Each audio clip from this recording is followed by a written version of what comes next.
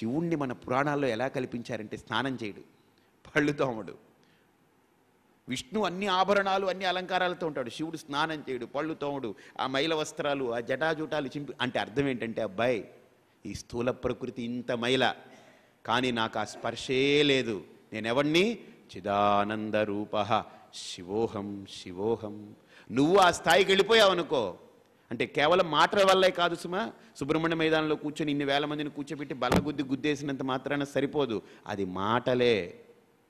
అది ఆ స్థితిని మనం అనుభూతి పొంది అక్కడ కూర్చున్నప్పుడు ఇంకవేవి లేవు. అదేది లేకుండా ఇలా చేసావనుకో, నీకు ఇదే శిక్ష.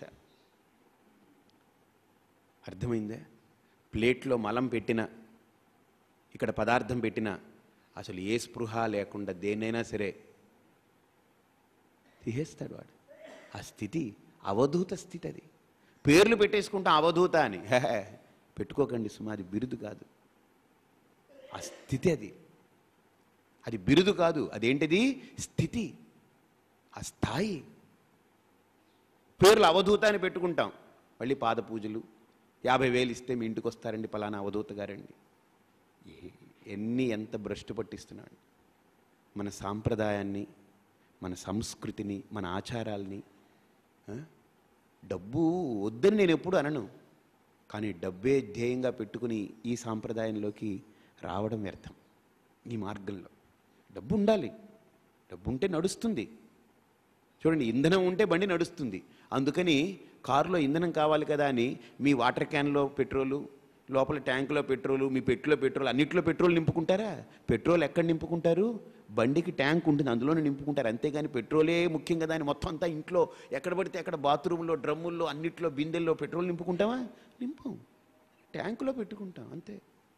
బండి నడుపుకునేందుకు ఇంధనం కావాలి, జీవితం నడవడానికి ధనం కావాలి. జీవితం నడవడానికి ధనం, బండి నడవడానికి ఇంధనం అని ఎంతవరకో అంతవరకే. దానికి గౌరవం ఇస్తాం. అతిగా పడి నొల్లేసి పొర్లేసి ఓహో దొర్లి నీకు గందరగోళాలు లేవు.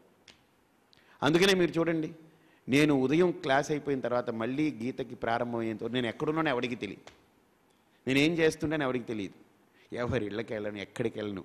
అతను అపర కుబేరుడిలా పడగలెత్తున్నాడండి అన్న, నాకొద్దు. Let him be what ever he's. వచ్చి వింటే విను, దానికేం రూపాయి ఇవ్వక్కర్లేదు, ఖర్చు లేదు. ఎవరో ఒక 5, 4, 3 ఖర్చు పెట్టుకుంటున్నారు, వాళ్ళు ఏర్పాట్లు చేశారు, పిలిచారు, హాయిగా వస్తున్నాం. ఈ దోషాలన్నీ చూసారా? మానసిక దోషాలు. ఇవన్నీ చెప్పుకుంటూ మనం ఆచరణలోకి కనీసం, ఇప్పుడు నేనేం పర్ఫెక్ట్ అని చెప్పను, నేను బ్రహ్మజ్ఞానిని, అవధూతని, ఆత్మనిష్టాపరుణ్ణి అలా ఇలా నేను చెప్పను. సాధన చేయకపోతే ప్రయోజనం ఏంటి? ఇవన్నీ చెప్పుకొని బ్రహ్మాండంగా గంటసేపు మాట్లాడుకుని మనందరం కూడా పక్కన పెట్టిన తర్వాత ఇంకా అన్ని ఈ రాగద్వేషాలు, ఈ సంకులాలు, వీటిల్లోనే పడి ఉంటే ప్రయోజనం ఏంటి? సాధన చేయాలి, ఎదగాలి, మనం ఆచరించాలి, ఆచరింపజేయాలి. అప్పుడే ఆనందం అండి. నిజంగా లోతుకి వెళ్తుంటే ఆ సాధన చేస్తూ, ఆ విచారణ చేస్తూ, ఆ చింతన చేస్తూ లోపలికి వెళ్ళే కొద్దీ ఎంత ఆనందం అండి. కాబట్టి అందుకనే ఎలా బ్రతకాలో దానికి పద్ధతి, సాంప్రదాయాన్ని నేర్పుతుంది వేదం.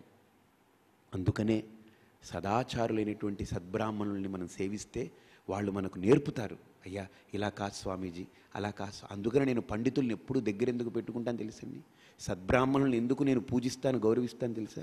వాళ్ళు మనకు చెబుతారు, స్వామీజీ పలానా ధర్మసూత్రాల్లో ఇది ఉంది, ఇలా మీరు చేయకూడదండి. ఇప్పటికీ నేను వింటుంటాను. ఇప్పటికీ నేనేంటి, ఆఫ్టర్ ఆల్ ఒక బోడిగాడిని, వెంట్రుకలంతా కూడా విలువ లేదు నాకు. మా గురువు గారు ఇప్పటికీ పండితుల్ని దగ్గర పెట్టుకుని వాళ్ళని పరామర్శిస్తారు. ఏమండి ఇది కరెక్టేనా కాదా, ఇది ఎలాంటిది, ఇది ఎంత? ఆయన అంతా ఇప్పుడు 78 ఏళ్ళు, ఆయనకి 79, ఇప్పటికీ ఆయన అలా చేస్తారు. అందుకనే ఆయన అలా వెలుగుతున్నారు, ఆయన ప్రకాశం, హాయ్ ఆనందంలో ఉంటారు. ఆయన దగ్గరికి వెళ్ళగానే ఆనందమే. కాబట్టి ఇక్కడ కూడా ఆ చైతన్యం శుద్ధమైనది, కానీ వీటిల్లో కలయిక వల్ల మాలిన్యం, మలినపడినట్టుగా. కానీ నిజంగా చూడండి, దానికి ఏమైనా మలినం ఉందా? స్ఫటికానికి ఏమైనా రంగు అంటుతుందా? ఏ కోశాన అంటదు. రంగు బట్టలోనే ఉన్నా స్ఫటికానికి అంటదు. రంగేమో బట్టది, స్ఫటికమేమో అలా కనిపిస్తుంది, కానీ ఆ కనిపించేది ఎవరికి? చూసిన వాడికి. అది ఎక్కడ దోషం? దృష్టిలో దోషమే, కానీ సృష్టిలో దోషం లేదు. అర్థమైందే? కాబట్టి ఇక్కడ కూడా ఆత్మ శుద్ధమైనటువంటిది, దాంట్లో ఏ దోషం లేదు. పంచకోశాల్లో కాదు, దశకోశాల్లో ఉన్న, అనంత కోశాల్లో ఉన్న దాన్ని ఏం చేయదు, అది శుద్ధమైంది. మీరు ఎన్ని రంగులు బట్టల్లో పెట్టండి స్ఫటికం, దానికి ఏ ఒక్క చిన్న మరకైనా అంటుతుందా? అంటదు. స్ఫటికం స్ఫటికంగానే ఉంటుంది. అర్థమైందే? అలాగనే ఆత్మకేది అంటదు. కానీ అంటుతుందనంటే ఇక్కడ అది ఎవరిది దోషం? బుద్ధిది, ఆ గ్రహించే బుద్ధిది. కాబట్టి ఇక్కడ శంకరులు అదే అంటారు, ఎలాగండి దీన్ని ఇప్పుడు మనం గ్రహించాలి? అసలు ఆ దోషాన్ని అతిక్రమించి ఆ బుద్ధిని ఒక్కసారి పరిశుద్ధం చేసి ఎలా గ్రహించాలి అని అంటే ఇక్కడ శంకరులు అంటున్నారు, వపుస్తుషాదిభిః కోశైః యుక్తం యుక్త్యవఘాతతః ఆత్మానమంతరం శుద్ధం వివిచ్యాత్తండులం యథా. ఒక గొప్ప ప్రక్రియ, ఇదో శ్లోకం అనుకోకండి, గొప్ప సాధన ప్రక్రియ. ఇక్కడి నుంచి మొదలు పెడతారు ఆయన. చాలా అద్భుతంగా ఉంటుంది.